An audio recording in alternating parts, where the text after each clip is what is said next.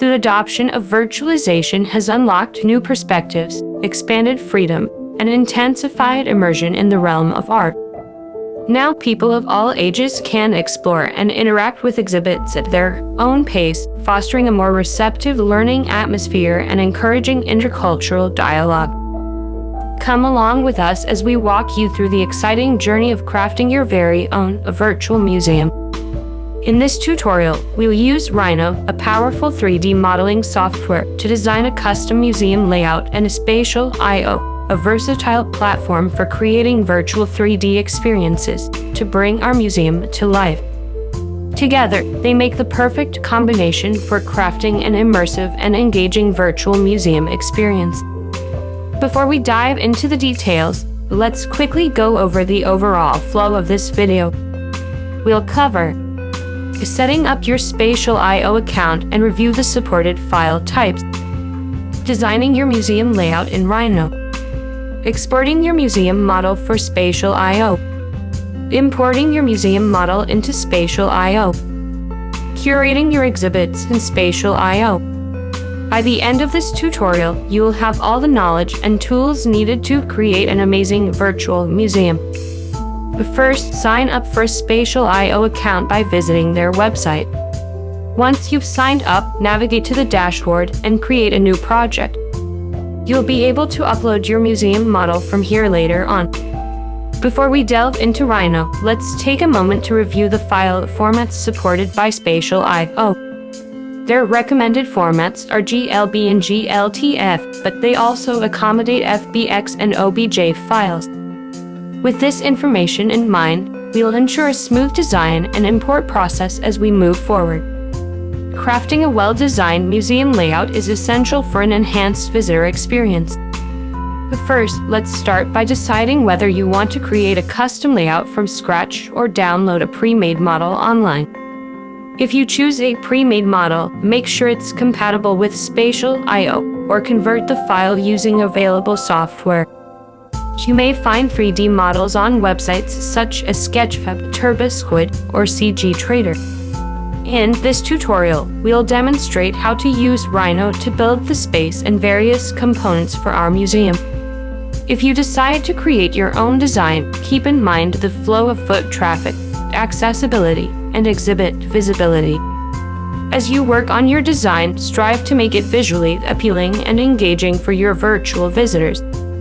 Utilize Rhino's tools to construct walls, floors, ceilings, and any architectural features you'd like to incorporate. In this section, we'll demonstrate how to create a showcase podium in Rhino. However, don't let your imagination stop here. You can design various components to enhance your virtual museum experience.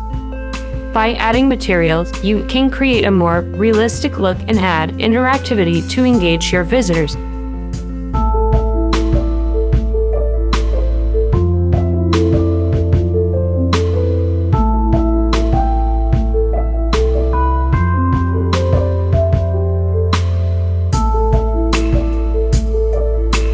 As you work on your design, pay attention to the following points. Avoid overlapping materials, as this can cause visual glitches. Refrain from using too many complex materials, as this can affect performance and load times. Ensure your file size remains under 100 MB for optimal compatibility and performance in Spatial. With your museum designed in Rhino, it's time to export it into a file format compatible with Spatial, such as FBX or OBJ. Utilize Rhino's built-in export features or plugins to save your model in the desired format. Before importing your model into Spatial, make sure it's optimized for the platform by checking the file size, geometry, and textures, ensuring a smooth and seamless import process. If you're using SketchUp, you can utilize the extension warehouse to download the GLTF or GLB exporter. To download the extension, open SketchUp and navigate to the extension warehouse. Search for the GLTF or GLB exporter and click on the download button. Once the extension is downloaded, you can access it from the extensions menu in SketchUp. To convert your model to the GLTF or GLB format, follow these steps. A useful tip for keeping the model within the 100 MB limit is to export it in separate files by dividing it into different components. By exporting your model in smaller segments, you can maintain optimal performance while still including all necessary elements in your virtual museum. With your museum model ready, it's time to import it into Spatial I/O.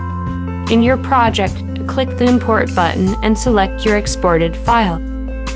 Once it's uploaded, position and scale the model within the platform, ensuring it fits well within the virtual environment. Now comes the fun part: curating your exhibits. In Spatial I/O, you can showcase various artifacts, such as paintings, sculptures, photographs, and interactive installations. To bring your exhibits to life, follow these steps. First, click the Add Asset button and select your desired 3D models, images, or other files to import into your museum space. Second, position your imported assets thoughtfully, ensuring they are clearly visible and well arranged within the exhibition areas. Lastly, you can enhance the visitor experience by incorporating interactive elements like audio guides and informational plaques. Use Spatial I/O's built-in tools to create these features and place them near the respective exhibit. Unfortunately, Spatial I/O cannot directly upload MP3 files, but you can add sound to a video by uploading it from your device through the Add Content option. The sound will be included as an object in the space and can be played by clicking the play icon in the center. You can adjust the volume level and set the sound to repeat by clicking the icon in the bottom right corner. The object can be displayed as a video or hidden within other objects. Setting up a museum can sometimes result in errors in Spatial I/O, such as glitching materials or avatars passing through objects. We will show you how to fix these common issues. The main reason for material glitching is that there are two different materials overlapping each other, or you can choose to strictly differentiate the different materials during the modeling phase by adding a small gap between them. Additionally, in Spatial I/O, the bounding boxes for environments are determined based on the boundary of the meshes.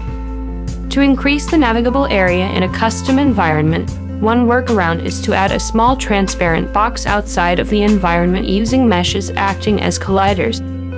This will cause the Spatial I/O to include it in the room boundary. By carefully curating and arranging your exhibits, you can create an engaging and a memorable experience for your virtual visitors. Once your virtual museum is complete, it's time to share it with the world. To publish your museum, follow Spatial I/O's publishing process, making sure it's accessible to the public. There are several ways to share your museum, such as embedding it on your website or sharing the link on social media. Promote your virtual museum through various channels to attract more visitors and spread the word about your project. And there you have it. We can't wait to see the amazing spaces you create.